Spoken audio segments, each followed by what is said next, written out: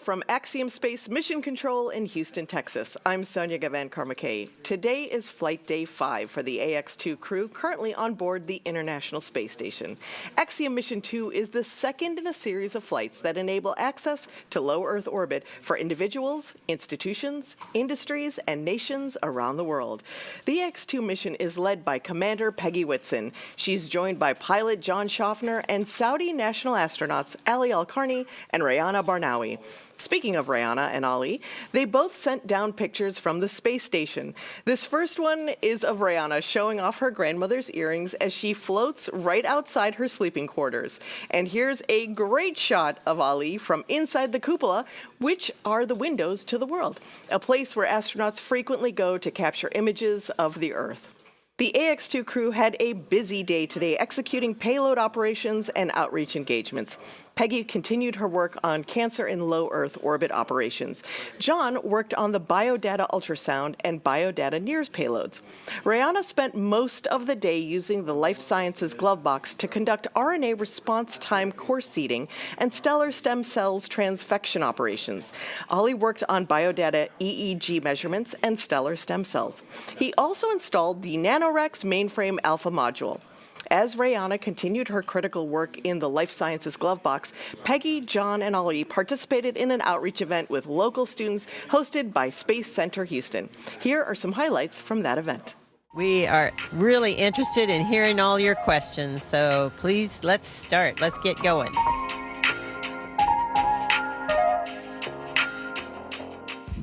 Oh, that's a good one. Thank you for that, but to give you a tough one. One of the advantages is you can do this. One of the disadvantages is if you have your favorite ball and you turn around and look the other way, you look back and it's gone. We lose stuff a lot here. But that's not really a disadvantage. We probably didn't need it anyway. But most of the things we do here are microgravity or to study for microgravity, so it's a good thing that that's here. But we enjoy it. You know, we can float around like Peggy did and enjoy life in space. Well, we have a number of different investigations. Some are actually trying to understand our human bodies and how they change in space. And then we have other studies that are looking at how cells from our human body change in space. And then we have other investigations looking at how we can develop new technologies for a new space station that Axiom Space is going to build.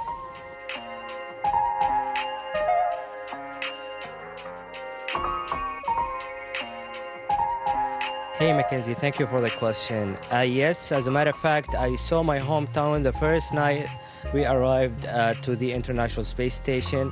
It was an amazing view. I had the chance to see it at night, so I enjoyed the city light at night. And just watching our planet from space, it's amazing. It's this green and blue rounded shape planet rotating, suspended in the darkness of space, and it's give us so peace that we think about it. There are no boundaries between countries, and we are all one nation.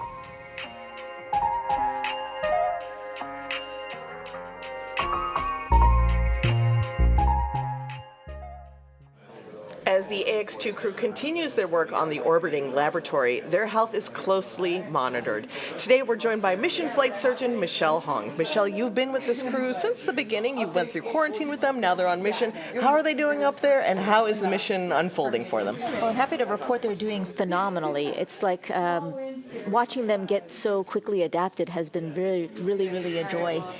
In fact, earlier today I saw Ali Al-Karni doing somersaults right before a PAO event, and then later on he and John were playing ping pong, which I think is difficult to do on Earth as it is, much less in space. So can you take credit for them being so healthy up there?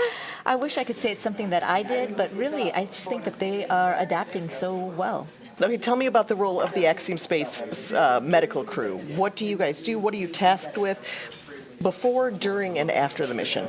Yeah, well, I think we wear a lot of hats. As one of the crew surgeons, obviously one of my primary concerns is crew health, but we do a lot more than just take care of crew health. Some of the things that our team takes care of that a lot of people might be surprised to hear is that we're in charge of food during the mission for the crew.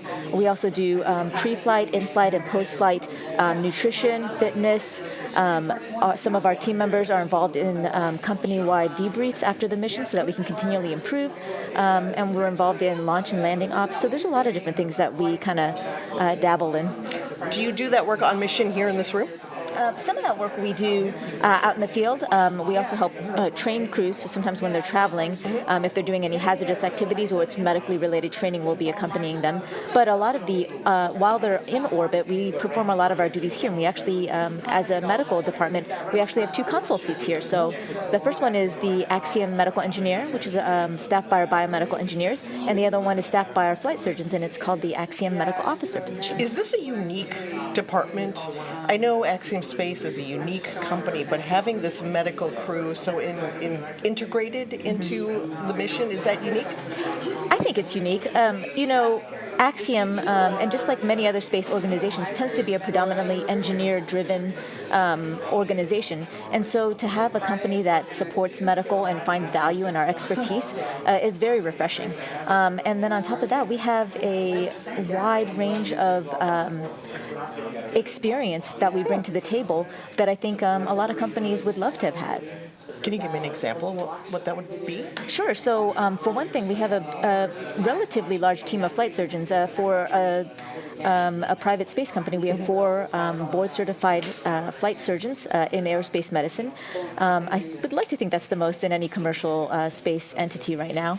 We also have biomedical engineers that have decades worth of combined experience. We have food scientists on our team, athletic trainer, a dietitian, and then, of course, a number of people that help with an administrative role where they do medical integration and planning. That's really interesting. It's like a holistic view of their health. You're just not just monitoring their medical health while they're up on mission. You're making sure that they're healthy before, during, and after, and constantly being on top of it. Yeah, a lot of people think that all you're doing is just trying to maintain the health, but we're really trying to optimize it.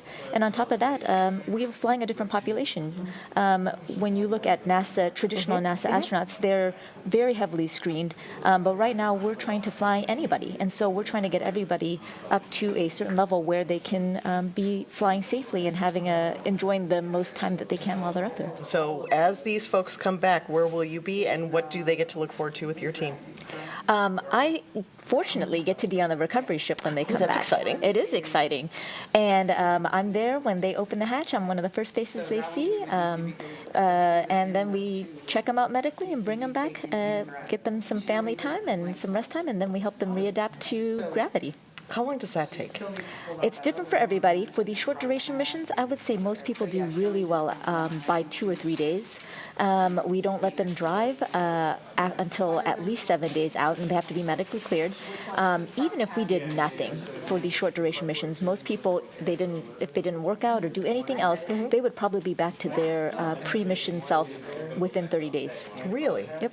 That's incredible. Well, thank you for keeping them safe. Thank you for keeping us all safe by keeping them off the roads. We appreciate it. I look forward to hearing how they reacclimate, if they've done so well going up into space, how they come back to Earth, if they take to it just as easily, if they remember how to do it. Yeah, I mean, I'm sure it's just like riding a bike, but we'll have to see when they get back. I look forward to finding out. Thanks so much, Michelle. Thank you. As our medical ops team continues to observe our Ax-2 crew, let's look ahead at what they have coming up. Many of the scientific studies require numerous rounds of effort over the course of their mission. So tomorrow, the crew will continue their efforts on stellar stem cells, cancer in Leo, biodata sampling, and RNA response, among other things. The crew is also looking forward to talking with students using the ISS ham radio. Specifically, John will be talking to the Children's Inn at the National Institutes of Health in Bethesda, Maryland. But with everything in space, things are subject to change. For now, I'm Sonia Gavankar-McKay. This brings us to the end of Flight Day 5. For updates throughout the mission and all things Axiom Space and AX2, please visit axiomspace.com. We'll see you again tomorrow.